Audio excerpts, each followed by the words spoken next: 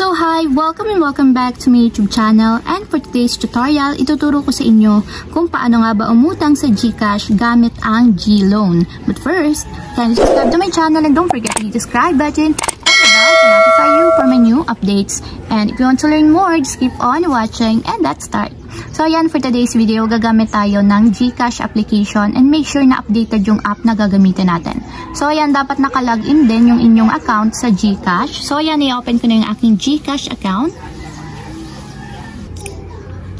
Then pagka-open ng inyong GCash, mula dito sa inyong homepage, hanapin nyo lang yung borrow dito sa may mga options niya. So ito yung borrow, itap lang natin.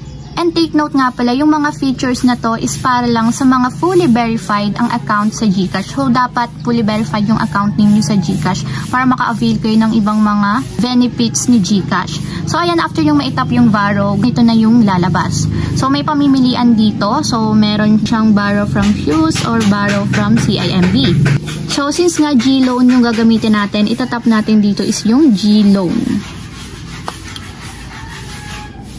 So, ayan, nakalagay dito sa GLoan is you can borrow up to 1,000 pesos subject to evaluation.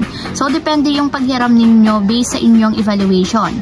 So, payable siya within 5 months at ang interest niya is 6.57% average per month and may processing fee siya na 3% pesos at a time. So, ibig sabihin kapag humiram kayo ngayon kay GLoan, makakaltasan siya ng 3%. So, ilalas yun sa pinakang hiniram ninyo na pera. So, for example, 1K yung na-approve sa inyo na loan. So, ilalas natin yung 3%. So, makakaltasan siya ng 30 pesos. So, ibig sabihin, sa 1,970 na lang yung makiklaim natin na pera sa loan na kinuha natin sa GLoan. So, ayan, kapag naintindihan nyo na yung loan details, itatap na natin dito yung Get Started.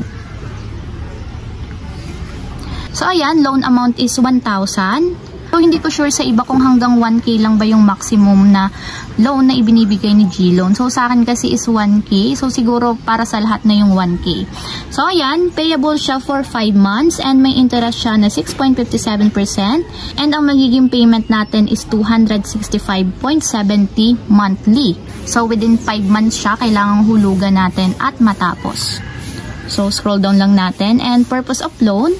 So, dito pipili lang tayo ng purpose kung bakit tayo maglo-loan. So, meron ditong business expense, debt consolidation, emergency, medical, educational, or travel. So, depende sa inyo kung saan nyo paggagamitan yung inyong loan sa GCash. So, for example, piliin ko is pay bills. So, itatap nyo lang yung reason kung bakit kayo manghihiram kay GLoan. So, tap nyo lang. So, dapat naka-enable yung plan nyo. And kung makikita nyo, andito na yung summary sa baba. So, yung loan amount is 1,000. So, ilalas na dyan yung 30 pesos na 3% processing fee. So, bali 970 na lang yung makiklaim natin na pera kay GLoan. So, kapag okay na, itap na natin yung Get This Loan. So, ito yung pinakang summary ng inyong loan. So, principal amount is 1,000 and the rest per month is 6.57 and processing fee is 30 pesos which is 3%. Duration is 5 months. So, payment due. So, ang unang payment daw natin is sa March 9, 2024. So, ibig sabihin, kapag ngayon kayo humiram at naklaim nyo na yung pera, ibig sabihin, same date by next month yung inyong due. So, for example, ngayon is 9.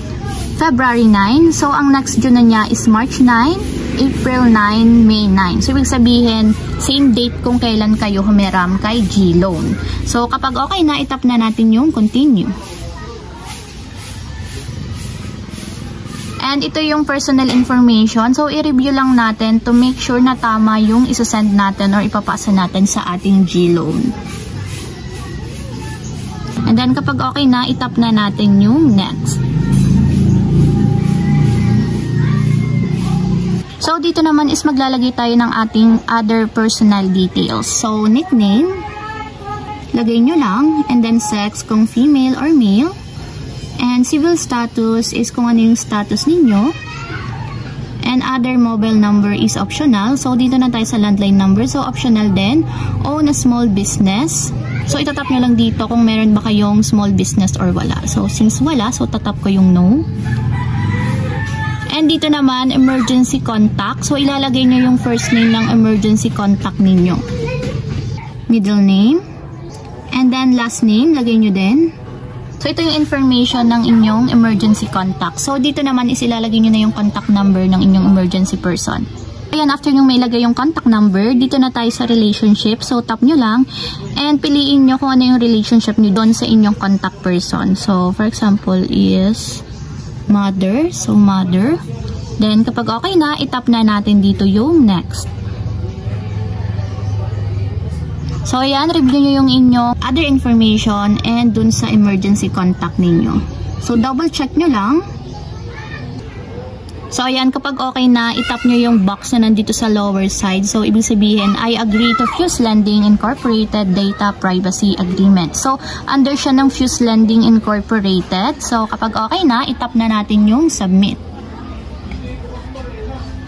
So, ayan, para daw ma-proceed yung ating paglo-loan, i-review nyong mabuti yung inyong information. So, ayan, kapag okay na, itap nyo ulit yung I agree dito sa lower part. So, i-check nyo yung mga boxes dito. Then, kapag okay na, itap nyo na yung continue. So, nakalagay dito is, you are about to receive 970 pesos using G-Loan. So, please review the details to ensure everything's correct before proceeding. So, importante talaga dito is ma-review yung details. So, para daw tama yung pagpaprocess nila ng loan. So, ito yung marireceive natin, 970 pesos, since nga may processing fee siya na 3%. So, tap na natin yung confirm kapag okay na. So, ayan, may magsasend na OTP code sa ating mobile number. So, yun yung ilalagay natin dito sa blank boxes. So, 420, 482. So, kapag okay na, tap na natin yung submit.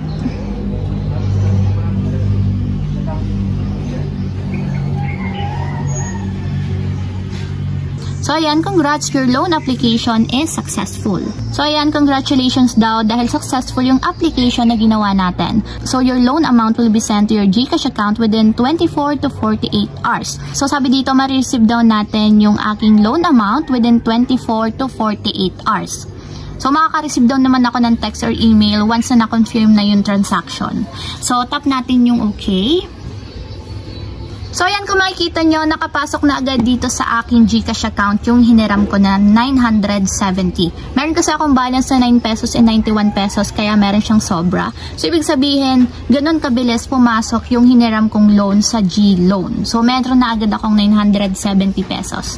So, ayun lang guys, ganun lang kasimple. If you have a question, kindly comment down below and don't forget to hit the subscribe button and the bell to notify you for my new updates. And thank you for watching! Living life, every day, late at night, not okay.